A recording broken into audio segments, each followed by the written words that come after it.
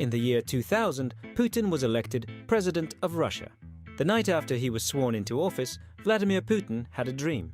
In it, he stood in a long, elegant hall and was surrounded by all of the great leaders of Russia, from Ivan the Terrible to Boris Yeltsin.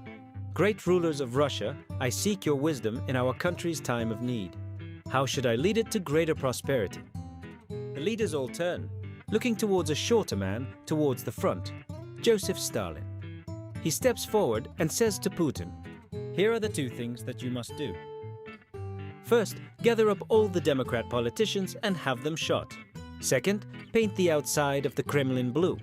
Putin looks back at Stalin incredulously. "Blue?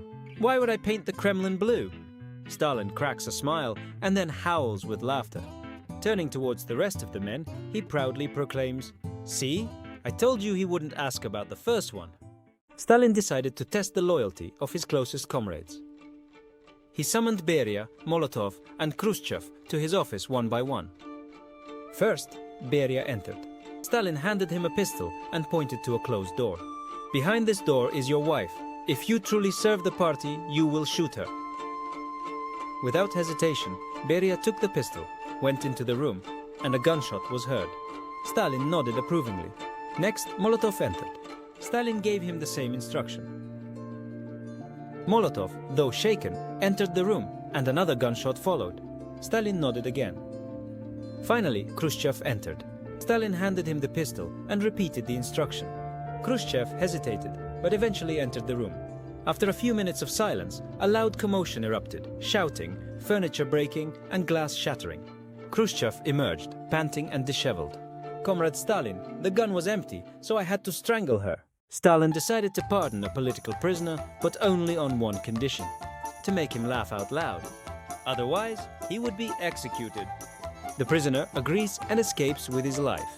Listen to the saving joke. A king summons 3 of his most loyal people to a meeting. The king looks at the first man, who was named Rand. "Rand, kiss my hand!" he ordered. Rand abased him and kisses his hand. The king looks at the second person, who was called Lee. "Lee, kiss my knee." Lee obeys and kisses his king's knee. The king turns in the direction of the third man and screams, "Mick, why are you running?"